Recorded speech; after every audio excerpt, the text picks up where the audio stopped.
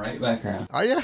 Yep. You flipping the script this morning? Get ready. Get ready. I don't know what the script is yet. Yeah, that's okay. Once I do, I'm flipping. How are you, Justin? I'm good. How are Good. you? I'm excited.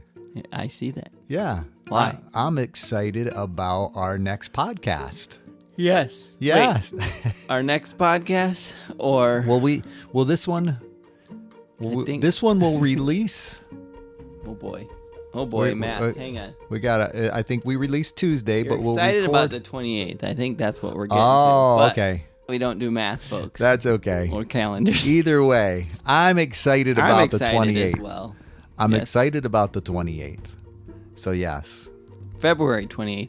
Yes. I posted the little synopsis of our episode yesterday, and I put a little blurb about, our event, and I forgot to put the 28th in there.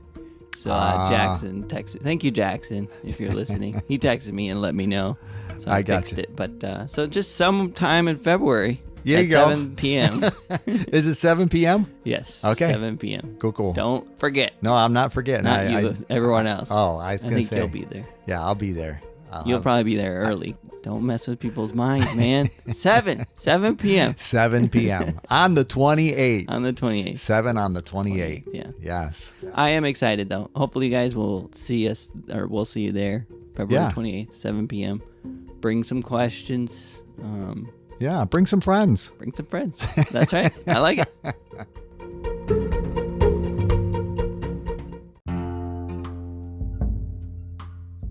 Welcome to How I See It with me, Mark Pratt, and Justin Sternberg. This is a podcast that works to counter cultural polarization through thoughtful conversations.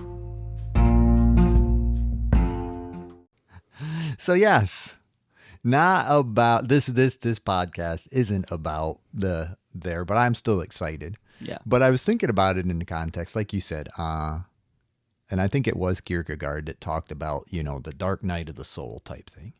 Can you think of a time when you've just, and I appreciate what you share, from your transparency regarding depression and so forth in that context. And I think in some ways the two are similar and maybe very much the same, but it doesn't necessarily always seem.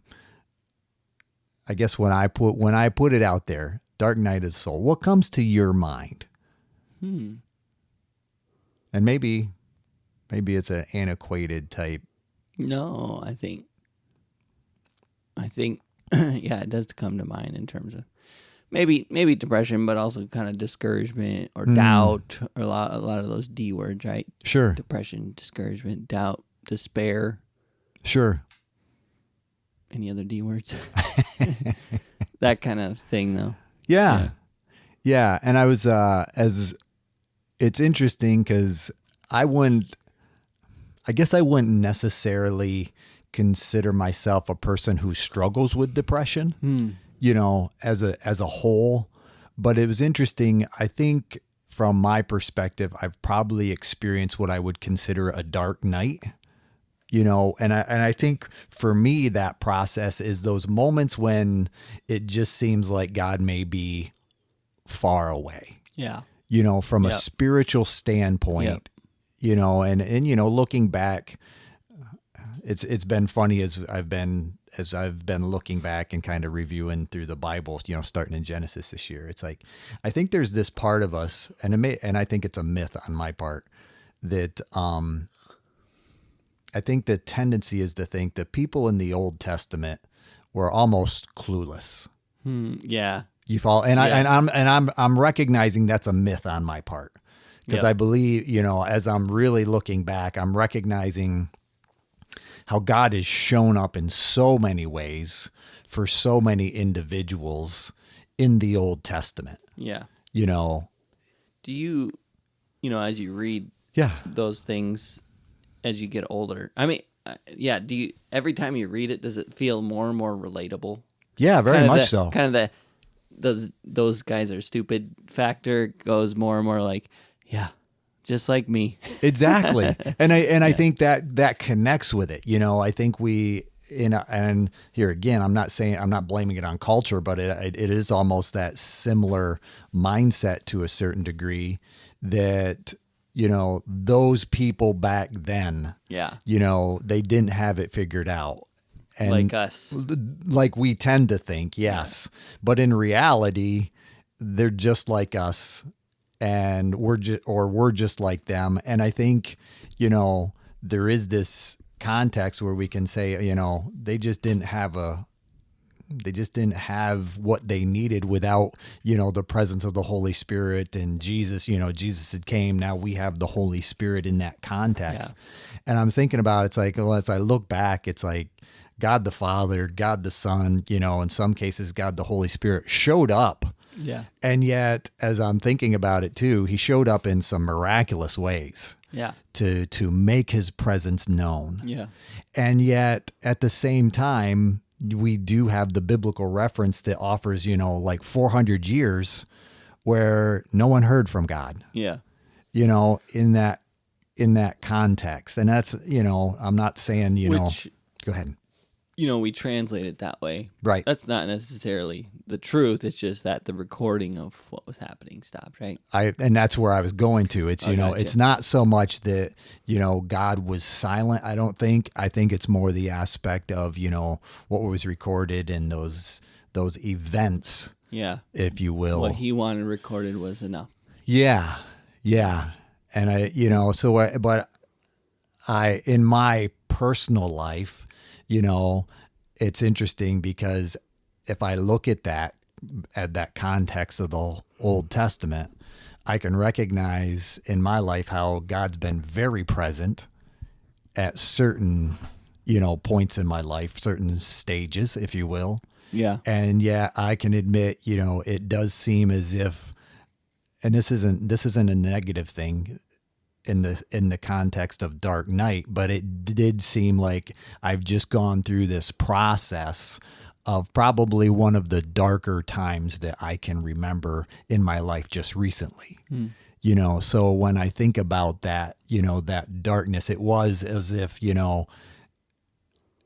more of a going through the motions process. Yeah. But yet, the interesting part too, is I think about it, it had, as we know, probably on the other side of a difficulty, it had very little to do with God being quiet as much as it had to do with me being in a different stage, an unfamiliar territory, an uncomfortable place.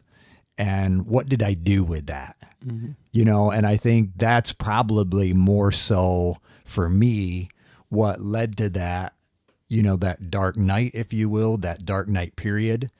And here again, I'm not being dramatic. I don't want to sound like I'm being dramatic in that process, but I'm going to recognize it as a, probably a months long type dynamic, to where it just seemed like God was quiet. And the reason I bring that out there is it's like, I think most of us will experience something like that, Yeah. And here again, I'm not saying God isn't, or, Jesus isn't available in those contexts, but yet I think, those dark nights have a reason, they have a purpose.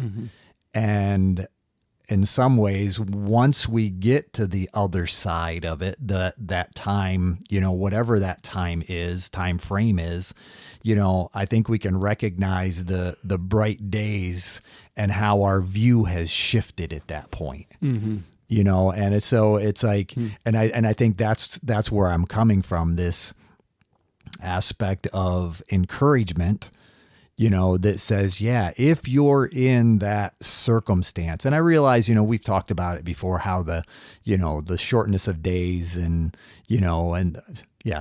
short light in the days and longer nights, can tend to affect people, and yet for me personally, I would say that wasn't even really a part of it, for me. And like I say, for me, a lot of it, I think, was life cycle stages. Well, in context, and here again, this is just kind of the stuff that I've thought about in context. I think part of it was my mom's passing. Yeah. From August. I think some of that reality set in a little more, around Christmas, not having her there for the first time. Yeah. And that I want to, put that out there too in the context of, that's absolutely positive. That's normal. Yeah. And I want to put that out there in such a way that says, if you've lost someone, when you lose someone, I would say, to recognize that's going to be a part of that process. And I think it hit me a little harder personally as I came into some other life cycle stages, because I can respect the fact that in the back of my mind, I knew, probably especially since retirement, I knew that my mom was praying for, us, our family, myself, on a daily basis. And somewhere along the line, that reality came back that those prayers aren't being offered up anymore, and in my humanness, it's like, crap. Yeah. I mean, that's what it felt like. I don't mean to be crass, but you know what I mean? It was like, those prayers aren't being offered on my behalf anymore. And, to be able to recognize, okay, God isn't limited by that, Go ahead. Just to pause you real quick. So much of what you're describing, and a lot of the things that contribute to those dark days, there's beauty in it, especially as you can look back on those things. I mean, it's really hard to say that and think that in the middle of it. Yes. Coming from my own personal experience. But this whole thing about, well, crap, those prayers aren't being offered. It's coming from a place of beauty of that you had that experience with your mother. You sure basically leaned on knowing that, right? Exactly. And then once you leaned on it this last time and realized, whoa, there's nothing to lean on. You know? Exactly. That stark reality is, And that's not to say that I don't have other people. We don't have other people praying for us, that, because I know there are people, and I appreciate all those, and I know you appreciate all those, but when that was kind of that reality that set in along the way. Yeah. And, and I think in some cases I don't have an issue sharing. Maybe it's even helpful, even, the other stages that go along with that. I think, definitely as we were trying to transition, the house, get the other house, and certain weightedness, from trying to get the other house fixed up and running into issues and no insurance, coverage on, the issues that came up. That was a part of it. And I would say, even as far as a life cycle stage, recognizing, our kids in relationship, you know what I'm saying? And this is nothing against them having relationship or who they're in relationship with. I think for me, it just came down to more of an expectation of what that would look like. Yeah. And to recognize that in that process, in that adjustment, and I realized my parents went through it with me, this process, and your parents went through it with you. This process of developing relationship and you're building relationship with Megan and depending less on your parents, that it's a normal life cycle stage. It's a redefining. Yes. It's a DTR. Yes. Yes. Yes. But yet what makes it difficult is it's a redefining, but the difference between the D part is a little more difficult.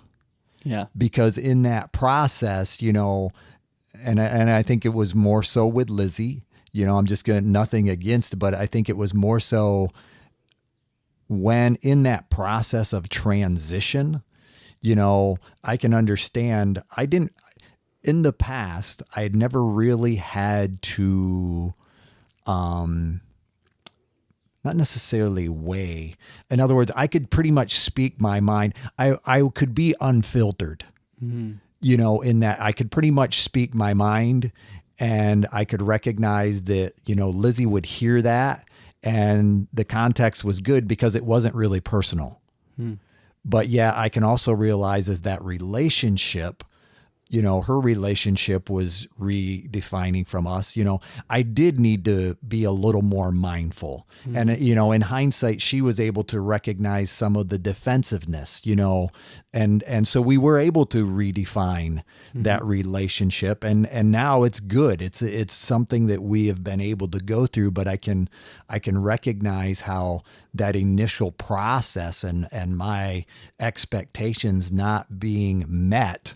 Not that there was anything wrong with the relationship there again, but being able to recognize it was my expectations were different. And I think in some ways that led me to some aspects of control, which is in, you know, it's like, do you see this? Do you see that? Which made it seem like I was being critical, you know, where I don't think it wouldn't have come across that way if it was just someone out there that we were both observing. Did you notice that? You know, because it would have just been, no, I didn't observe that. And no, but that makes sense, you know, that kind of thing. So it's just been interesting as I've kind of gone through this process, if you will. And I think, you know, there's other, I'll call them strivings on my part, you know, around the holidays, you know, with people. I think it gets a little different, you know, from a workload dynamic and just stressors from work, you know, that I was probably taking on myself, you know, in that context. But being able to recognize that, yeah, and I think part of, I appreciate what you're saying. I know I appreciate what you're saying. And so often in the middle of it, we don't know what we know until the end. Yeah. And when we get to the end, we realize how part of us is back. Yeah. You know, yes. It's that ability to say, okay, you know, whereas before for me, I'll be honest, in that process, for me, it's like, you know, I could find myself oversleeping, you know, that kind of thing. And, you know, and the holidays, I realized the schedules change and so forth. But, you know, after being back, it's like now I'm just ready to, you know, my initial 4:00, 4:15. It's like, I'm on. The bright days are here, you know, and I'm able to be back into who I consider myself to be. You know what it kind of makes me think of? No, but I'd love you to tell. Because this is just hearing you talk about kind of your dark day situation, it, you know, and reflecting on my own, it reminds me of when a child is playing on the floor, perfectly happy, and he looks up and his mother's not there. He goes, "Where's mom?" You know, sure. And, oh, she had to run, whatever. And then that lighthearted, like just not a care in the world. All of a sudden, there's care now. Sure. And there's like, they Concern. can't be peace. They can't go back to the way it was, right? Sure. Because there's this concern, this like, and I feel like a lot of times it's very much feels like that with God in these situations, the darkness, the despair, the discouragement, sure, you know, the depression. It's like, well, where's Dad? You yeah, know? Because I could just feel his presence, and I would just go about and do my thing, and everything was light and good, and I could just do my thing, knowing he was right behind me. You know? And then I turned around, I was like, then I started experiencing things that felt like he wasn't there, and I turned around, I don't see him. Where'd he go? You know? Yeah. And then you start looking, and it feels more and more like he went to the store, you know. And now you're like, well, and he didn't take you with him, right? So now you're like, okay, all right, okay, I guess I got to figure this one out. Then you know, you kind of start to take on personally, right? No, I hear you. Those cares of the world and those things that you need to do, and depending a little bit less on Dad, you know. No, I hear you. And, you know, I think, you know, we can go on and on about the reasons. I definitely think God does these things for a reason. I believe that the valleys are integral to our faith, you know. Sure. But But I see them as part of the progression as well. Yeah. You know, of faith, the progression of faith, the growing in our faith. Yeah. Yeah. But I guess what I would want to say clearly is that I don't believe the better faith you have, the more faith you have, the less values you'll have. Like, it's not a guarantee of, well, that you should be able to have enough faith to get rid of valleys, right? Like, that's, I wouldn't want to convey that. And I don't think that's what you meant, but I would just want to make that clear. Yeah. I think as much faith as you can have, you're still going to go through those valleys, but the faith is what can help you walk through those valleys. Sure. Of course. Do you remember what you shared like last week or the week before at CR about faith and valleys and the absence? Do you remember what you shared as far as it's? Do you remember? I a little glimmers coming to your mind. Valley, but I definitely it wasn't valley. Yeah, but it was the faith isn't the absence of difficulty. Right. Faith isn't because I don't have any doubt and I just believism and it's just it's easy to believe and it's all there. Faith is in contrast to the doubt you have. Sure. Like, the greater faith you have, the more you're believing in spite of those doubts, in spite of those discouragements, those despairs, Sure.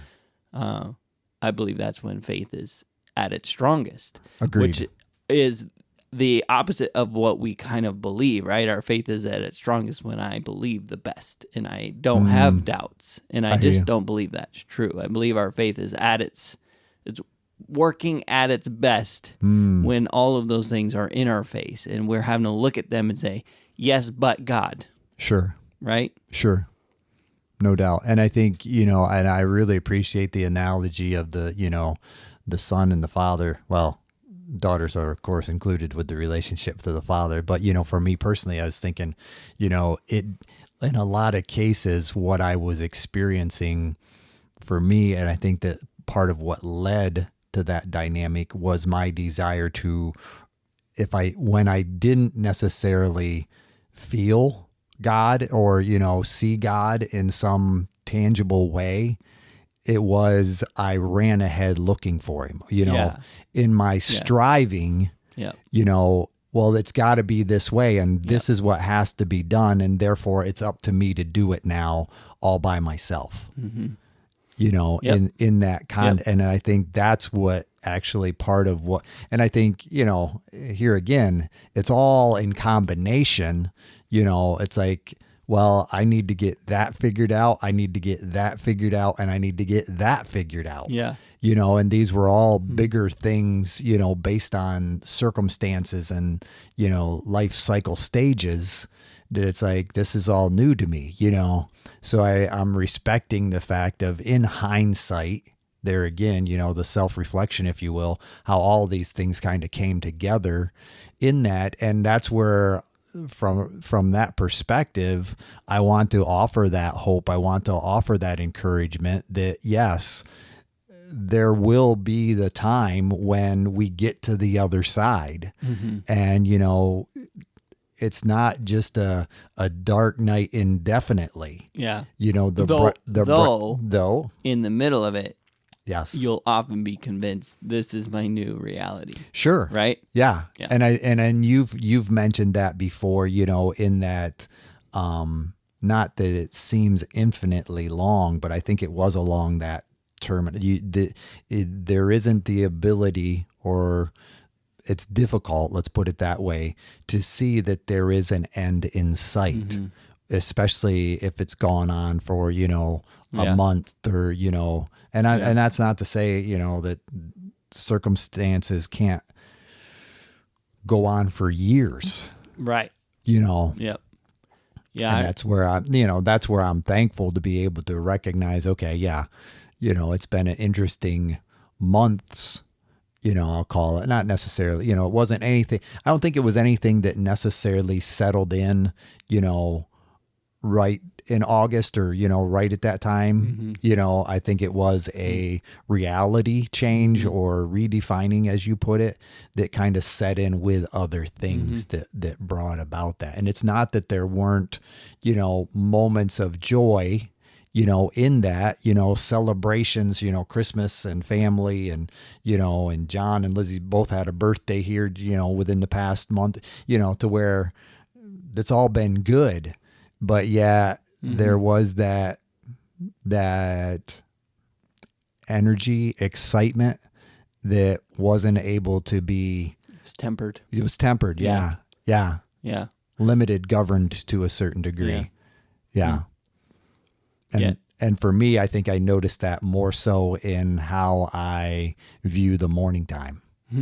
Yeah. For personally for me, it's just, yeah. So this is your turn to flip the script now. I see the wheels turning. Well, but yeah, what's funny is I had a lot of thoughts. And then they would come, and then they would just disappear. Oh, well, that's okay too. I think that's okay. One of the thoughts was how often we don't even know I'll use the word structures. We don't necessarily know the structures in our life that prop us up. Sure. Right? And when those slip or we lose them or things change or that structure shifts, all of a sudden our life is kind of in scramble. It's kind of like the mom leaving the room kind of thing where like, sure.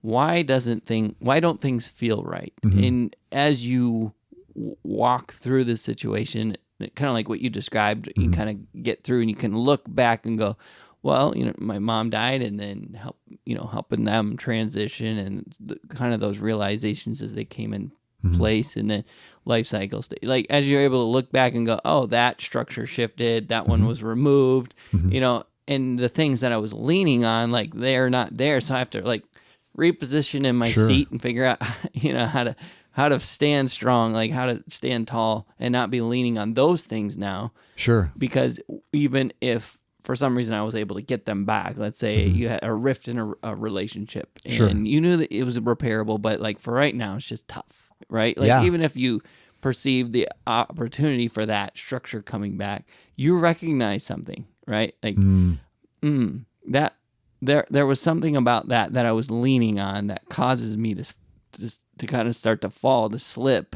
when I don't have it. And I think that's natural, and I think that's okay, and I think God gives us those things to help us lean. Like, I think that's his goodness, but I also think sometimes he reminds us of our frailty and of our weakness and of our need for him, and says, yeah, not that thing. You don't get to lean on that anymore. Sure. Now what are you going to lean on? Exactly. Right? Or who are you going to lean on? And we start scrambling, like, what can I do? And like you said, maybe striving to solve it, or, and what you were saying about, I would almost describe what you were saying, like kind of the scramble, right? Like in our scramble, depending on your number, if you go back to the primal questions, right? Like, sure, okay. Your scramble might like look different in those dark times, and for markets, work harder. I hear you. Right? It's like, or strive, right? For others, it might be don't get out of bed. That could be tied to the 7 purpose. Yeah, because I think when we think about that dark night, my purpose, can tend to be affected, and I feel fainter. Yeah. Maybe. And I'm not saying that's the same for everyone based on that question.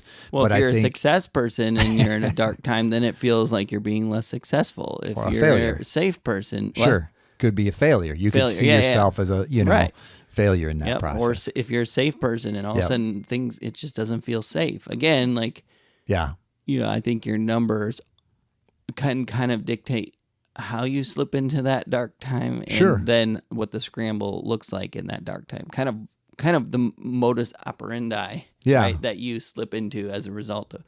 But the bottom line is, like, God desires intimacy with us, and sometimes he will walk out of the room so that we recognize, like, what's not right here. Sometimes he'll pull things out of the room that we're leaning on too much to say, yeah, not that, and let us reset. And we're going to reset, hopefully with a little bit more faith and a little bit more dependency on him. But we also might find another thing to lean on instead. Sure. Right? And he's a good father. He lets that happen. But I do believe that's a big part of it, is just when those things in our life shift and we're left going, whoa, what's this thing? life. It doesn't make sense anymore without that. You know what I mean? Yeah. Death of loved ones is a really good example. Loss of jobs, just kind of those life things. Or it could just be something as simple and small as your best friend moves to a different state for a job thing. And, it's sad and all that. And you didn't think it would be that big a deal, but all of a sudden it's like life just feels different. Yeah. Right? Yeah. Oh, yeah. I was saying, as it's kind of funny. I don't want to make light of those dynamics, but, just I was working with a young family as they were, working with their child about not nursing anymore. And I think about it in the terms of that pacifier. When a pacifier goes away, it's like, hey, what's going on here? That kind of thing. That's, as you were describing that, I think we can have multiple pacifiers to a certain degree that we, lean on for self-soothing. And I think, when that changes, when those structures, if you will, constructs, change or shift. Yeah. It can be different. Now what do I self-soothe with? Yeah. Yes. That's a good yes. How do I? How do I? Yeah. Yeah. Because I might not have ever even realized how that thing, met a need and helped me self-soothe. And now that isn't here, and I was thinking about it in Saint, like you shared with, the prayers of my mom, and being able to come back to that dynamic that says, okay, the Holy Spirit is interceding for us continually before the Father, it's like, because I think, so much of what we think about or how we think about does come down to the constructs we have, and I think we have to at times challenge that challenge our human perspective based on, a biblical perspective. Yeah. And just kind of being able to visit that. The Old Testament, like you said, provides a pretty good demonstration of just the frailty of humanity. And again, when you read it, when you're young and whatever, it's like, these idiots. You had God right there in a cloud and fire, like pouring water out of rocks for you, dropping food from the sky. You guys are so stupid. It's like the older I get, I'm like, holy crap, I am the same. We doubt God's faithfulness. Yeah. He just dropped food from the sky in so many ways, right? Like I can see his provision in my life so many ways. And yet it's like, okay, God, what about today? Like, I'm hungry. Yeah. We're tired of cornflakes, God. We want something a little different. Yeah, exactly. And that's a good metaphor for my struggle with mundanity and just like, okay, there's been enough Tuesdays. I hear you. I need more Fridays. You know what I mean? Like, it's kind of the same idea for me. But so a lot of good thoughts. Well, no, like you say, and I think part of what I have been doing, in the self-reflection in some ways too, is if you want to call what I describe as depression, I'm okay with that.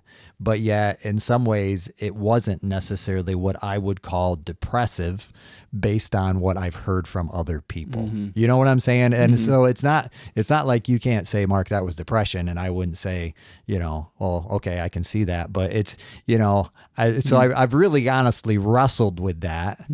Whether it would be considered that, when you take into context, because it was definitely a sleep dynamic. I just desired to sleep a little more, which I can understand can be a sign of depression, that kind of thing. But it wasn't like I wanted to spend the entire day in bed. It was just, I was missing that spark for me, for that early morning. And I think, it was also reflected from a spiritual dynamic that my quiet time didn't necessarily have all of the juice. Sure. The pizzazz. Yes. Yeah. Yes. No, I get it. Yeah. Yeah. The spirit-filled dynamic, of saying, oh, wow, that's cool, you know, or thank you, God, you know, that kind of, it just wasn't there. It was, for me, it was more of a going through the motion, which I think was still very helpful, you know, in that process. But, you know, looking back, I can recognize, you know, it's like the energy wasn't there. The desire wasn't there, you know, and, you know, that's so by all means, you know, you can push back, but I still respect the aspect that from my perspective, it wasn't like what I hear from other people. And maybe that's the closest I'll come. It's you know, funny you asking about it being a therapist. Well, yeah, I mean, but I get it. I get it. It's just, it's like, I'm not going to tell you it's depression. You're the thing. But no, the thing that kept coming to mind is, you know, your word, the continuum, right? And I do believe depression is a continuum. I hear you. And I think, you know, I've used the river analogy a lot. Sure. Right? Yep. It's this idea that depression at its worst kills you. I got you. Right? At its worst. I hear you. It convinces you, or, you know, you're in such a state of mind that you know, it kills you. I hear you. Right? So that's one end of the continuum. That's the worst end. Yep. And I think that's the hopeless, completely hopeless end. Yes. The only hope is exit. Sure. Right? I hear like you. That's the extreme. To get out. If I'm continually in this river, you're just tumbling, you're drowning, and it's just yeah. It's you need relief to the point where it seems as if there is no end. Correct. Yep. Yes. Yep. And I mean, it depends on how you that reality. What's reality? Is it perception, or is it what's in front of you? And I think that's one thing that I struggle with in the worst parts of depression is like whether reality is true or not. What I feel is more real than that. Does that make sense? Sure. So it's like you were saying, it seems like there's no hope. No, there isn't. Right. Because that's all, you know what I mean? It's limited to what I'm able to perceive, you know? Sure. But you're still right. Like you know, I have hope, right? I have proof. I have the manna he's provided, food from heaven, the quails, the water that he's burst from rocks, you know? Yeah. So in those moments, those are the ropes I'm clinging to while I'm tumbling in the water kind of thing. And then I just wait for him to yank me out, and he does, you know? But anyway, back to the analogy, like I've described it before, like there's sometimes I can't see the river. I can't hear the river. I can't hear the rushing over the rocks. It's it's not a thing. And in those moments, I'm like, was that even real? You know, like I can't even remember what a river looks like, what it sounds like, you know? So I'm like, maybe I'm just crazy, you know? No, I hear you. Maybe, whatever. Yep. And then it's like, you know, struggling with seasonal, sad. Yeah, sad. Seasonal affected disorder. Yep. Yeah. Like it will come around fall, and it's pretty standard that, oh yeah, that's what the river sounds like. Like I can hear it, you know, and sometimes I can get a glimpse of it and I can say, oh yeah, that's what it looks like. Sometimes I use that analogy of like sometimes my toes are wet, right? Like it's like, well, it's definitely here. it's not a thing. Like I'm definitely a little wet. My shoes are a little squishy. Yeah, and that's when I start going, hey, you know, friends, maybe pray a little bit because I'm feeling that water over my toes, that kind of thing. And again, I do think it's a continuum, and I think every person struggles with some level of that continuum at some point in their life, whether you want to call it depression or not. You know, I hear the river, I see the river, it's causing, you know, a new way of thinking. Yeah. Right? When you don't hear the river, you don't see the river, your thoughts are complete. It's that lightness that you described. Yeah. Where you get that spring in the step or whatever. And I think, but again, I'm not a therapist, but that's kind of my perspective is that a lot of people will say that they struggle with depression. And you can never doubt that. I don't. Yeah, that's doubt anyone's experience, right? But I can definitely say there's a gamut of experiences you can experience, and like you said, the sleep thing, the lack of passion, like all of that speaks to those. I mean, you know, those are a lot of the symptoms. So. Yeah, and it's interesting, and as you're talking about the, you know, perception and reality, you know, there's I don't know, maybe you've heard of it, Gestalt. It's basically the aspect where, the sum of these individual things collectively create a greater meaning. And it's the stuff that's right here, as I put my hand over my face. It's the fact that you're still in the room, but all I can see primarily is what's right in front of me. And I think that's where your squishy feet, your wet socks are concerned, because you get to that point where all I really know is I got wet socks. And the last time I had wet socks, it led to this, it led to that, And whether it led to that or not, wet socks suck, right? So it's like, I mean, from a sensory, just gestalt perspective, like it's, to go back to your particular situation, it's really hard to be passionate about doing the thing you're doing when your socks are wet. Exactly. Right? Like, you're like, this is miserable, but I guess I need to keep hammering, Exactly. Like, I guess I need to keep, doing therapy with people. Like, doing the thing that Mark does, but it's like, it's real uncomfortable. This is not like I remember it being before, because all I can think about is these squishy socks, Yeah. And I think that's, Yeah.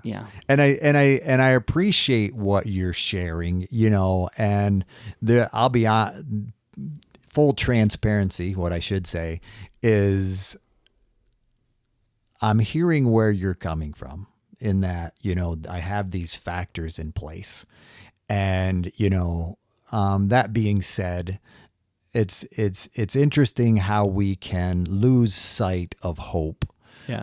And I think it's difficult at times to be authentic, to be transparent about the wet socks. Yes. And I think, that's unfortunate. And part of our, we had an F3 individual who, ended his life, that kind of thing. And that's, I suppose I hadn't really thought about it, that was definitely during that time. Yeah. And I, had different people reaching out to me to a certain degree to kind of, process that. And, so that had some weight.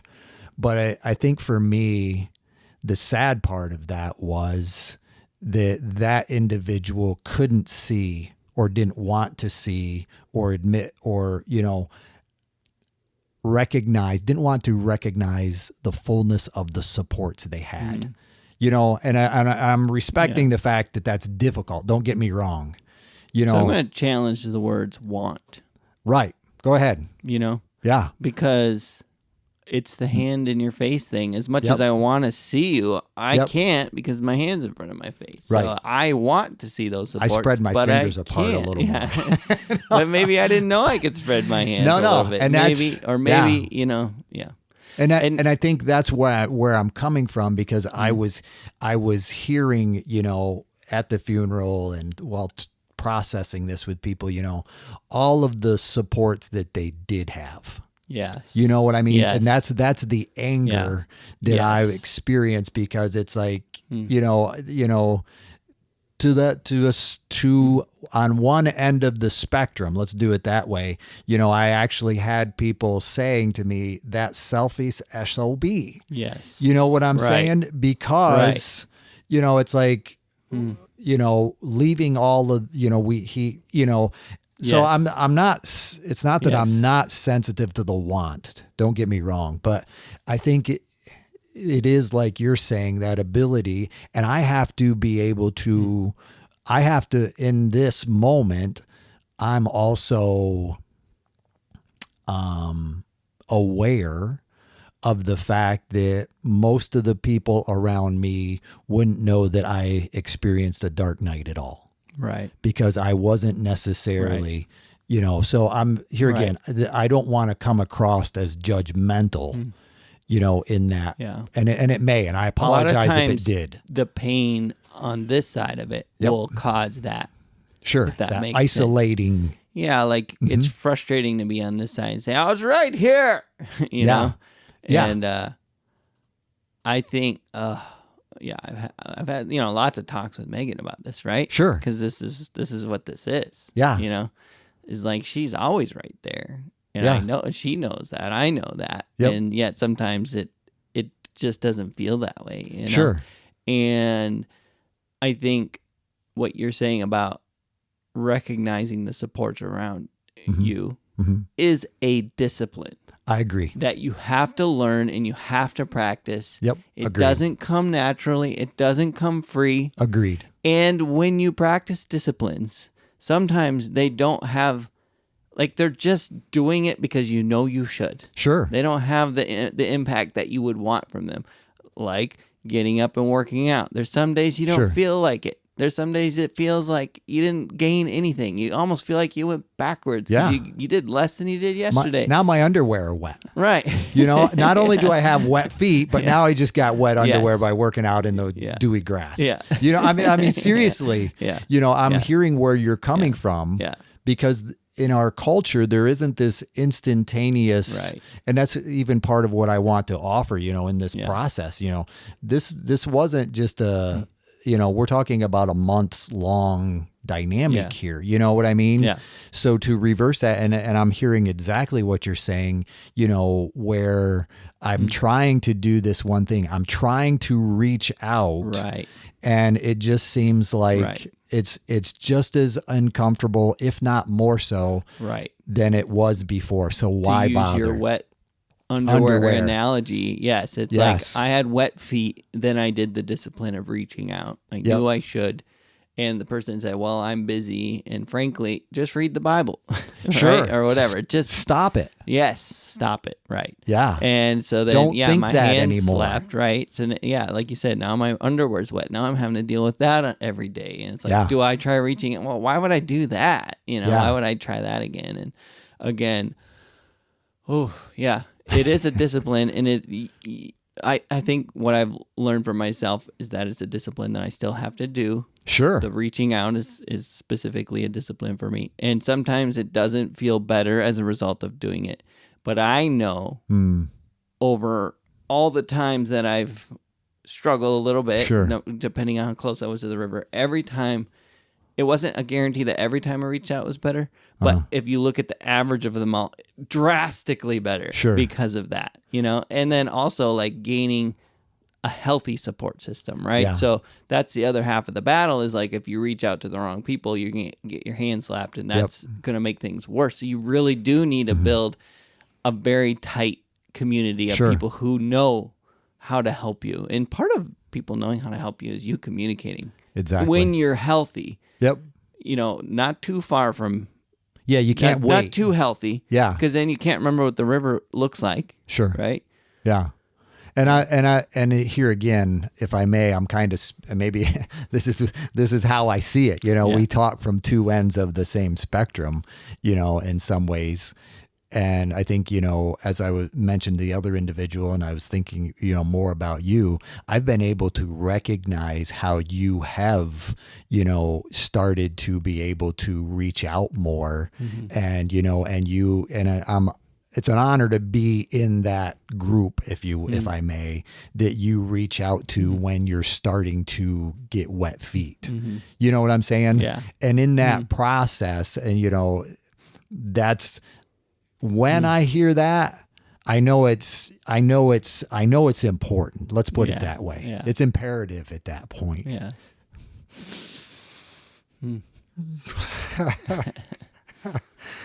Because I know what that takes for you to be able to ask for support in that process.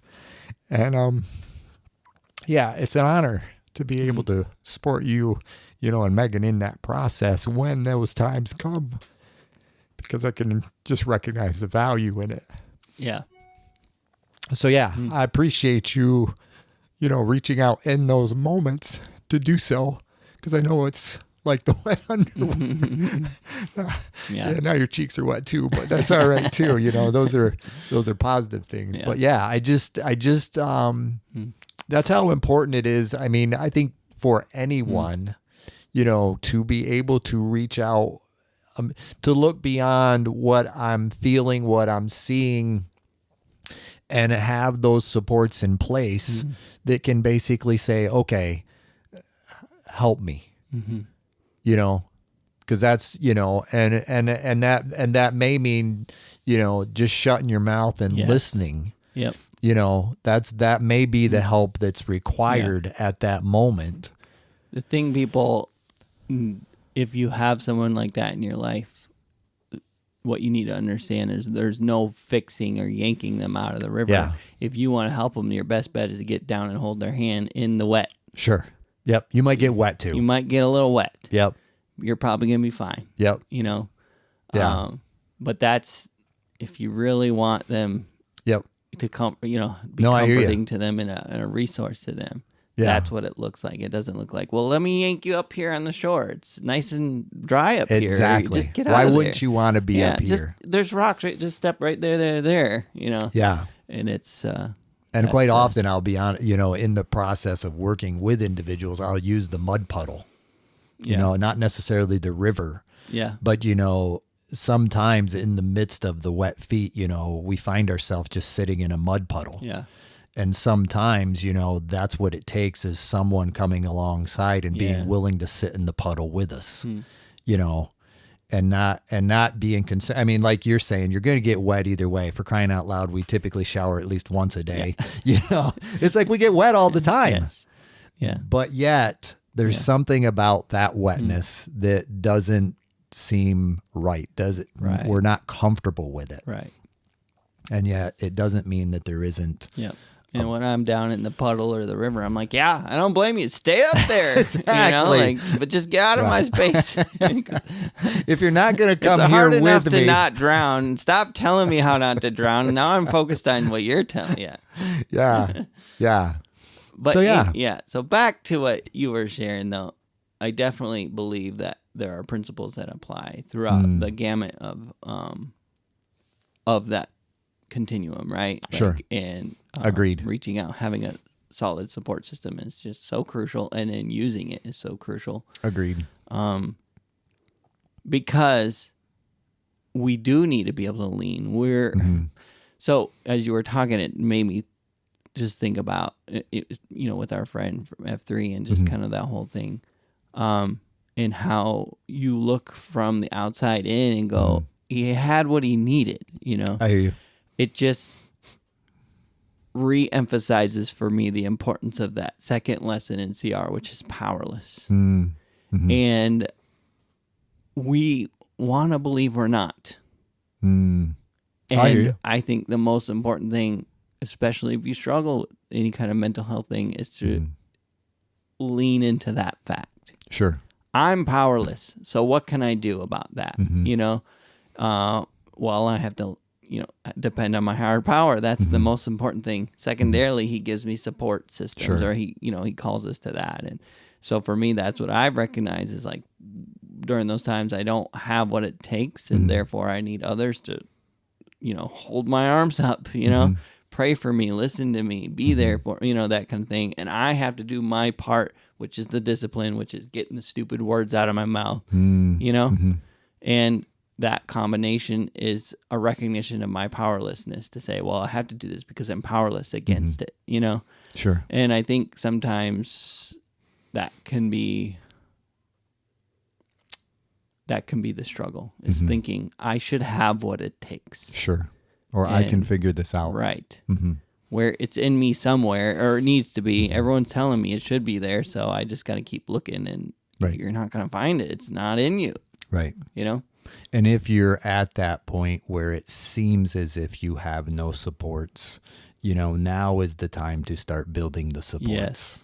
Yeah. Because yes, I respect the fact, and I think that was part of the equation. Where my mom and the prayers were, because it just seemed like that support had shifted from my construct. Yeah. Yeah. And I to be able to recognize that, okay, maybe it's what I perceived, but it may not necessarily be 100% accurate. Yeah. In the full context of things. And I think, being able to have, other supports, other people, God first, of course, but then his word and, and other people to be able to say, okay, is that accurate? Is that, and I think, because I do recognize how so often in the process of what I do, it's like, it's unfortunate that I'm the person that most people have, that not most people, I'm an option it's unfortunate that I'm an option where certain people are concerned because they feel as if they have no one else who can listen and they don't know who else to talk to. You follow me? That's you mean it's an unfortunate that you're the only option, the yes, the last and only option. Yes, that it seems like they've. Yeah. I don't get me wrong. I'm happy to be a support. Yeah. No, but I feel for people that are in that situation where it seems and it seems as if I am the only support. You know, I feel for those people. Yeah. And so that being said, I want to put that out there to where if you feel as if you don't have a support, you know, by all means, talk with someone. I don't care if it's a counselor or, you know, but find someone as you're describing, you know, it's that isolation that's, you know, that I'll call it a lie, if you will, that says I can't talk with anyone about this. Yeah. You know, or another lie at times is no one would understand. Right. You know, no one's experienced what I have. You know, and granted, no one has. Part of that lie is believing that fact even matters. Sure. I shouldn't talk about it because no one can understand how I feel means I shouldn't talk about it. Sure. No, that's not true. Exactly. You know? Yeah. Because there are people who do understand, but even the people who don't, if that makes sense, it doesn't mean I shouldn't talk about it. Exactly. But you should be careful who and when and all that. Yeah. Is depending. But yeah, that's good. I think there's gonna be people listening to this who know exactly what we're talking about and are like, I need to do something. And then there's gonna be the other half. They go, interesting, you know? Sure. Like, and I'm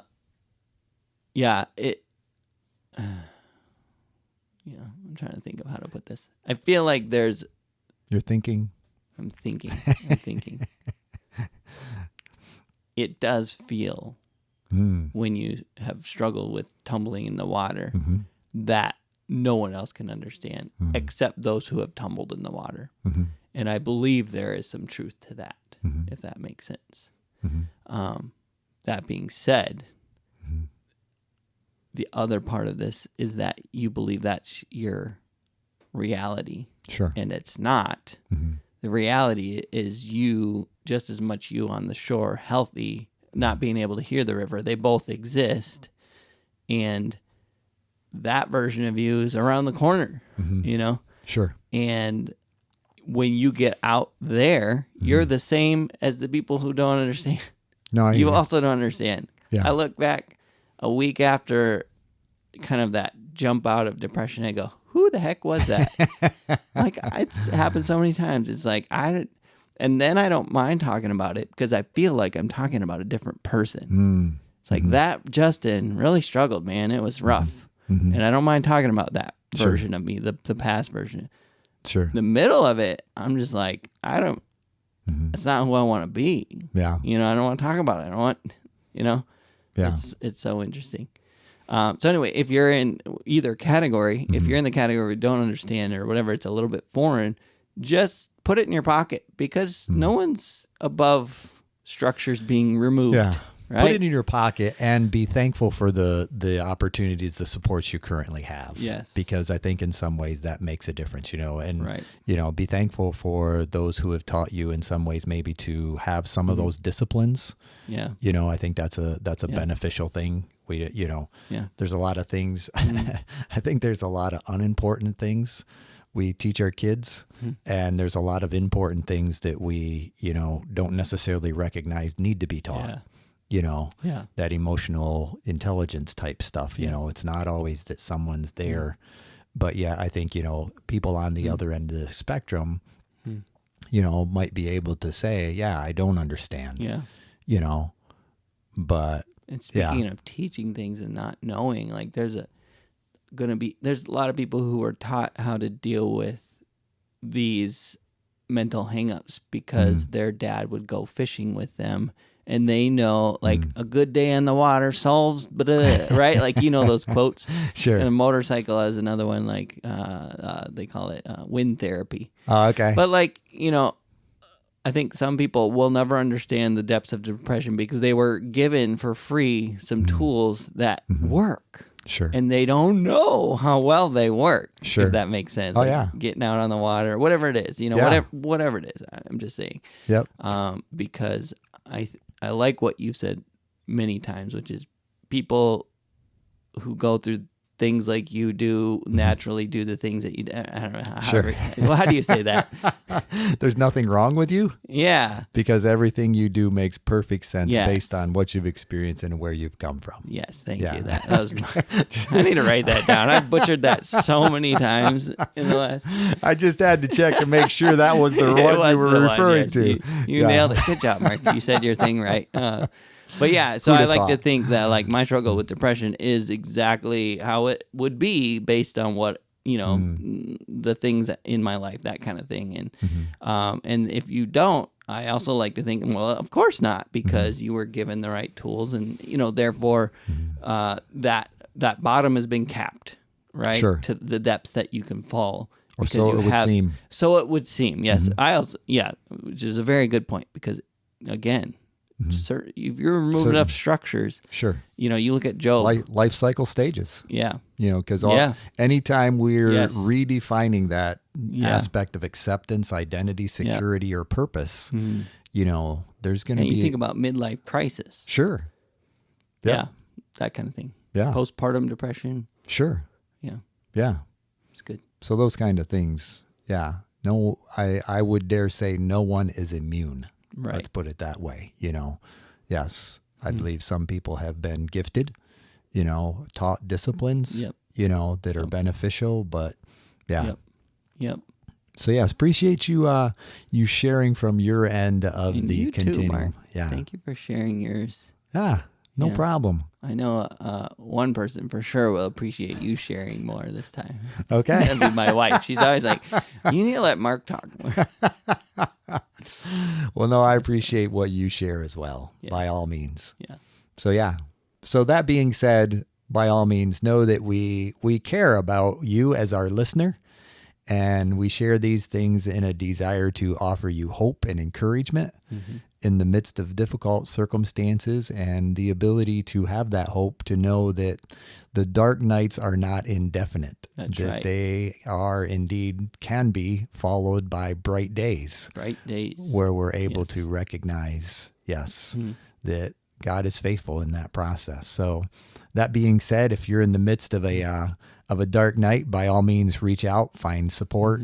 Don't be afraid to contact us. And, if you're in the midst of a bright day, by all means, enjoy it and be grateful and, and give God thanks for that. So that being said, I thank you, Justin. Yeah, for real though, if you do want to reach out to us, you can reach us at howiseeit.click Sure. or info. Well done. That's how we see it. That's how we see it.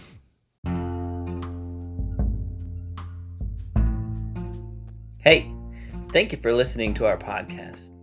If you like How I See It, please do all the things that podcasts tell you to do. Subscribe, rate, review, follow us, and or talk nicely about us on social media. If you want to reach out, the email is us@howiseeit.click. Yep, I said .click, as in .click. Please tell your friends about this show, and we'll see you on the next one.